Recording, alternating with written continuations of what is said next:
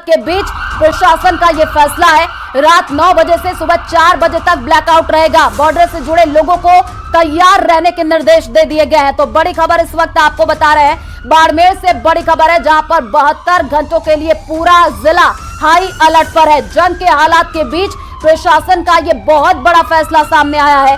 रात 9 बजे से सुबह 4 बजे तक ब्लैकआउट रहने वाला है और साथ ही साथ बॉर्डर से जुड़े लोगों को तैयार रहने के निर्देश दिए गए हैं। आपको बता दें कि राजस्थान में 3 जगहों पर पाकिस्तान ने हमला करने की कोशिश की, जिसमें पाकिस्तान नाकाम हो गया और अब बाड़मेर यानी सरहदी जिले की हम बात कर ले तो वहां पर 72 घंटों के लिए पूरा जिला हाई अलर्ट पर रख दिया गया है। जंग के हालात के बीच प्रशासन का यह फैसला सामने आया है। राज्य सरकार पूरी तरीके से अलर्ट मोड पर है। आपको बता दें कि जो जवान हैं उनकी भी छुट्टियां रद्द कर दी गई हैं, ऐसी जानकारी मिल रही है। जो स्कूल हैं वो भी बंद कर दिए गए हैं, जो परीक्षाएं होनी है उसको भी स्थगित कर दिया गया है। तो कई बड़े फैसले राज्य सरकार की तरफ से लिए जा रहे हैं और बाड़मेर से यह बड़ी खबर आपको बता रहे हैं, जहां पर 72 घंटों के लिए पूरा जिला हाई अलर्ट पर रख दिया गया है। जंग के हालात के बीच प्रशासन का यह फैसला सामने आया है। रात 9 बजे से सुबह 4 बजे तक ब्लैकआउट रहेगा और ज्यादा जानकारी के लिए संवाददाता प्रेमदान हमारे साथ जुड़ चुके हैं।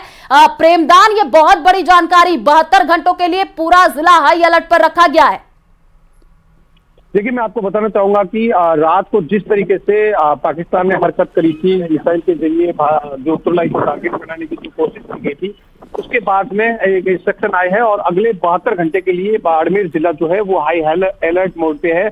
उसी को लेकर के सारी तैयारियां भी की गई है और जिस तरीके के दिशा निर्देश जारी की गई है, जो एडवाइजरी जारी की गई है, उसी को लेकर की गई है कि शाम को 9 बजे से लेकर के सुबह 4 बजे तक जो ब्लैकआउट रहेगा। इसके साथ ही साथ स्वास्थ्य कर्मचारी है उनकी छुट्टियां पूर्ण रूप से निरस्त कर दी गई है। साथ ही साथ मुख्यालय नहीं छोड़ने के आदेश दे दिए गए हैं। इसके साथ ही साथ जो स्वास्थ्य विभाग की जो तैयारियां हैं वो पूरी तरीके से तैयारियां शुरू कर दी है। इसके मैं आपको बता दूं कि एक जो स्वास्थ्य विभाग की तैयारियों का जायजा लेने के लिए या तैयारियों के लिए एक आरएएस अधिकारी को अपॉइंट किया गया है। इसके साथ ही नागरिक सुरक्षा जो है उसके लिए भी एक आरएएस अधिकारी को अपॉइंट कर दिया गया है। तो ऐसे में हम कह सकते हैं कि प्रशासन ने अपनी स्तर पर पूरी तरीके से तैयारियां की गई है। जो जिस तरीके से एडवाइजरी मिली थी उसी को लेकर के गंभीरता दिखाई जा रही है प्रशासन की ओर से कि किसी भी तरीके की हर परिस्थिति से निपटा कैसे जा सकता है और कम से कम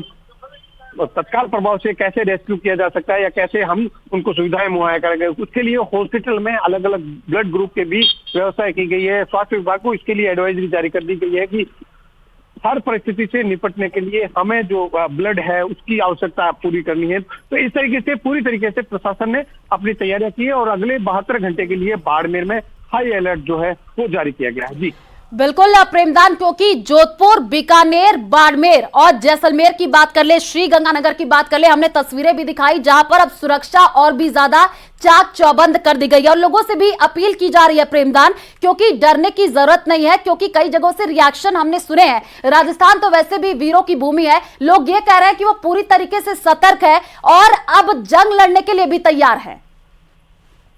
बिल्कुल, ये साफ तौर से निर्देश है कि हमें किसी तरीके से डर या भय नहीं रखना है, हमें हमारी सतर्कता रखनी है, क्योंकि राजस्थान के जो ये वीरों की धरती है और यहाँ के जो लोग हैं वो सेना के साथ में, प्रशासन के साथ में कंधे से कंधा मिला करके लड़ने के लिए और काम करने के लिए तैयार रहते हैं। तो इसके साथ ही तो आम नागरिकों की है, जिस तरीके की हरकतें जो पाकिस्तान कर रहा है उसके बाद में जो आम नागरिक है उनका भी साफ तौर से कहना है कि हर बार जो ये पाकिस्तान नापाक हरकत करता है तो उसको जवाब भी मिलना चाहिए और हम लोग तैयार है, क्योंकि बॉर्डर के जो गांव है वहां के लोगों को जो है उनको भी तैयार रहने के लिए कहा गया है कि कोई भी परिस्थिति हो, अगर कोई इंस्ट्रक्शन हो बीएसएफ और पुलिस के, तो तत्काल प्रभाव से अपनी ओर से तैयारियां रखें और उनको शिफ्ट करवाया जा सके। जी बिल्कुल प्रेमदान, और आप इस पूरे खबर पर नजर बना करके रखिए, आगे भी आपसे अपडेट लेंगे। फिलहाल शुक्रिया तमाम जानकारी साझा करने के लिए। और अशोक हमारे साथ जुड़े हुए हैं, श्री गंगानगर से लाइव जुड़े हुए हैं, उन्हीं का रुख कर लेते हैं। अशोक, अभी श्री गंगानगर में क्या हालात बने हुए हैं, क्योंकि इससे पहले आपने जब तस्वीरें दिखाई थी तो पूरी तरीके से वहां पर सुरक्षा और भी ज्यादा बढ़ा दी गई है। और श्री गंगानगर में पहले भी हमने तस्वीरें दिखी है, कई तरीके की ड्रोन वहां पर देखे गए थे, कई तरीके के हमने देखे थे, ऐसी गतिविधियां सामने आई थी। अब ये जो इलाका है वो सेंसिटिव जोन में आ चुका है, वहां पर व्यवस्था है कि पूरी तरीके से लाइटें बंद कर दी गई हैं, क्या वहां पर ब्लैकआउट रहने वाला है? आयुषी, देखिए, जिला प्रशासन के द्वारा पूरी तरह से हाई अलर्टनेस बढ़ती जा रही है और अभी जो नया डेवलपमेंट है वो श्री गंगानगर जिला प्रशासन के द्वारा जिला मुख्यालय सहित आसपास के सभी बाजारों को शाम 7 बजे बंद करने की अपील की गई थी, जिसका सहयोग स्थानीय व्यापारियों के द्वारा किया जा रहा है। जिला प्रशासन के द्वारा यह अपील की गई थी सभी व्यापारी जिला मुख्यालय सहित आसपास के क्षेत्र में अपने व्यावसायिक दुकानों को बंद कर दें और अपने घरों की ओर लौट जाएं। तो मैं आपको देखिए बाजार की तस्वीरें दिखाऊं तो आप ये देखिए, श्री गंगानगर जिला मुख्यालय का बाजार अभी 8 भी नहीं बजे हैं और लगभग 90% बाजार बंद हो चुका है। 90% बाजार बंद होने का मतलब यह है कि जहां जिस तरह से जिला प्रशासन के द्वारा शासन प्रशासन के द्वारा आम जन को, व्यापारियों को जिस तरह से निर्देश दिए जा रहे हैं उसकी पालना कहीं न कहीं होती हुई दिखाई दे रही है।